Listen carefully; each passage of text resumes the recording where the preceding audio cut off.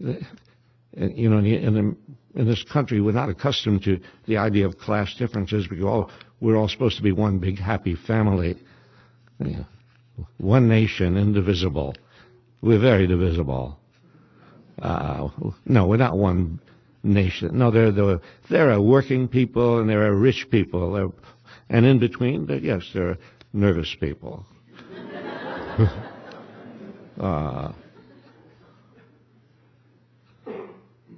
So, yeah, the conditions of the ordinary farmer who went into the revolution as private, the conditions were such that they mutinied against the officers, against George Washington and the other officers.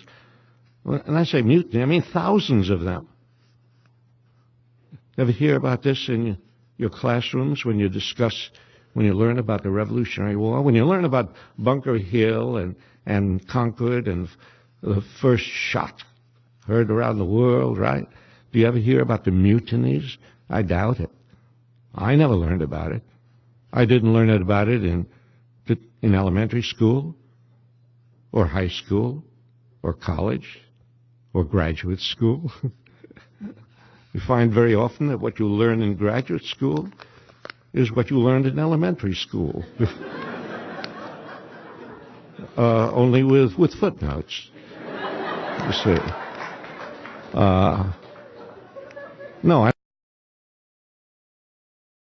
There were mutinies. Thousands of soldiers mutinied. So many of them that George Washington was worried. He couldn't put it down. He had to make concessions to what was called the Pennsylvania line, the thousands of mutineers.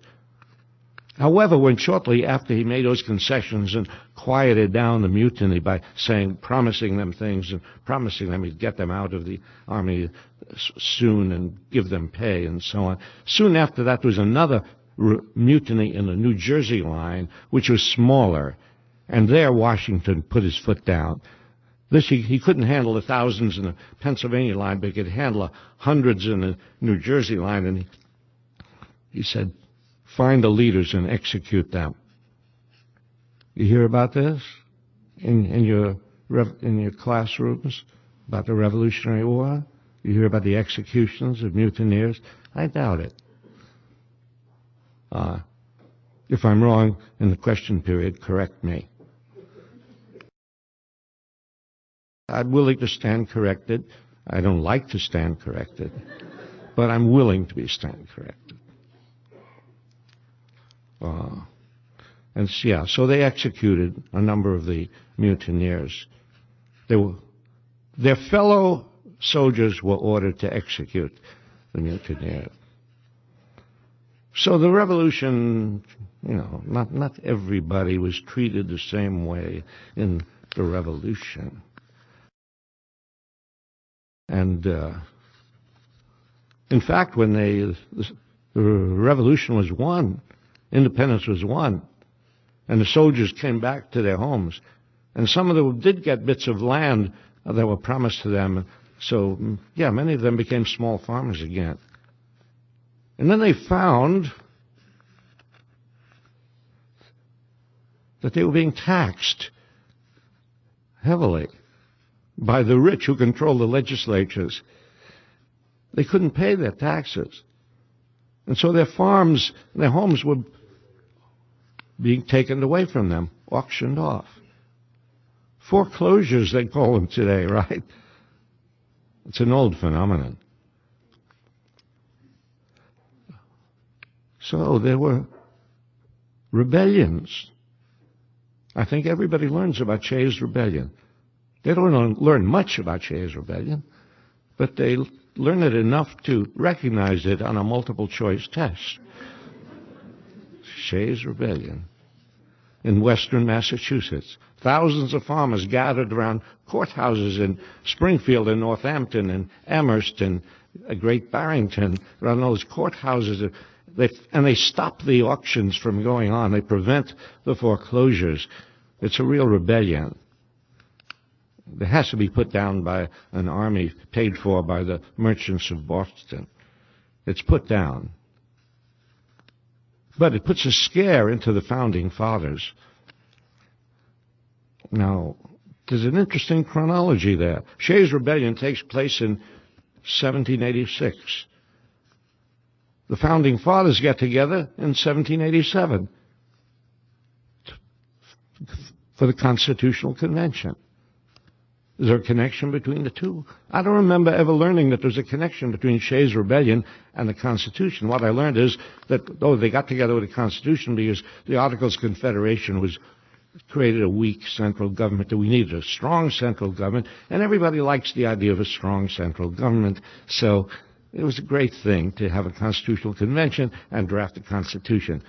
What you were not told, I don't think, I wasn't told, was that the Founding Fathers, on the eve of the Constitutional Convention, were writing to one another, Constitutional Convention, and saying, hey, this rebellion in western Massachusetts, we better do something about that. We better create a government strong enough to deal with rebellions like this. That's why we need a strong central government. There was a General Henry Knox of Massachusetts, who had been in the army with George Washington, and he wrote to Washington at one point, and I don't have his letter with me. I do have somewhere, but I'll paraphrase it. It won't be as eloquent as him. They were eloquent in those days. Take a look at the language used by the political leaders of that day and the language of the political leaders in our day. I mean, really, it's, yeah. So, but Knox writes to Washington and says something like this. Says, these people who fought in the Revolution, these people who are rebelling, who have rebelled in western Massachusetts and other states too, not just in Massachusetts. In Maine, too. Yeah, you know that, Roger. You were among the rebels, I'm sure. Yeah, you were there, I know. Knox says to Washington, said, they think that because they fought in the Revolution, they fought in the war against England, that they deserve an equal share of the wealth of this country. No. Those are the kinds of letters that went back and forth. We've got to set up a government that will be strong enough to put down the rebellions of the poor, the slave revolts, the Indians who may resent our going into their territory. That's what a strong central government is for. Not just because, it's nice to have a strong central government. There are reasons for that. The Constitution was a class document written to protect the interests of bondholders and slave owners and land expansionists. So the outcome of the Revolution was not exactly good for everybody, and created all sorts of problems. And what about black people? Did they benefit from the winning of the Revolution? Not at all. There was slavery before the Revolution. There was slavery after the Revolution. In fact, Washington would not enlist black people into his army. The South, Southern slave owners, they were the first for the British, doing it for the British. The British enlisted blacks before Washington did. No, blacks didn't benefit. Hey, what about Indians? Should we even count the Indians? Should we even consider the Indians? Who are they? Well, they lived here. They owned all this land. We moved them out of here. They should be considered. What was the outcome for them when we won the Revolution? It was bad. Because the British had set a line called the Proclamation of 1763. They had set a line at the Appalachians where they said, no, the colonists should not go beyond this line into Indian territory. They loved the Indians. They just didn't want trouble. They set a line. The British are now gone, and the line is gone. And now you can move westward into Indian territory. and you're going to move across the continent, and you're going to create massacres, and you're going to take that enormous land in the West away from the Indians who live there. These are some of the consequences of the revolution. But we did win independence from England. And all I'm trying to suggest is that to simply leave it that way, that we won independence from England, doesn't do justice to this victory. And, was it good to be independent of England? Yes, it's always good to be independent. But at what cost? And how real is the independence? And is it possible that we would have won independence without a war? Hey, how about Canada? Canada is independent of England. They don't have a bad society, Canada. There are some very attractive things about Canada. They're independent of England. They did not fight a bloody war. It took longer. Sometimes it takes longer if you don't want to kill. Violence is fast. War is fast. And that's attractive, right? We're going to do something fast. And if you don't want killing, you may have to take more time in order to achieve your objective.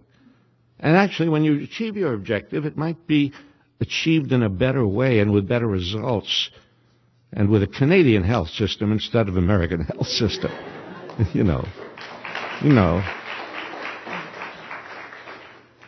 Okay, all of this, I won't say anything more about the Revolutionary War. I just want to throw a few doubts in about it. That's all. I don't want to say anything revolutionary, radical. I don't want to make trouble. I just want to. I don't know. I certainly don't want to make trouble at BU. No.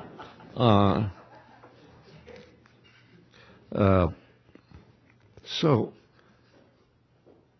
yeah, I just want to think about these things. That's all I'm trying to do. Have us think again about things that we took for granted. Oh, yes, Revolutionary War, great. No. Let's think about it. And the Civil War. Okay, well, Civil War is even tougher to critically examine the Civil War. Slavery. Slavery. Nothing worse. Slavery. And at the end of the Civil War, there's no slavery. You can't deny that. So, yeah, you have to put that on one side of the ledger, the end of slavery. On the other side, you have to put the human cost of the Civil War in lives. 600,000. I don't know how many people know or learn or remember how many lives were lost in the Civil War, which was the bloodiest, most brutal, ugliest war in our history, from the point of view of dead and wounded and mutilated and blinded and crippled. 600,000 dead in a country of 830 million. Think about that in relation to today's population. It's as if we fought a civil war today and 5 or 6 million people died in the Civil War. Well, you might say, well, maybe that's worth it to end slavery. Maybe. Well, okay, I won't argue that, maybe. But at least you know what the cost is. One of the great things about the book, by the president of Harvard, which she, recent book she wrote about the Civil War, detail. Drew Gilpin Faust, President Faust of Harvard,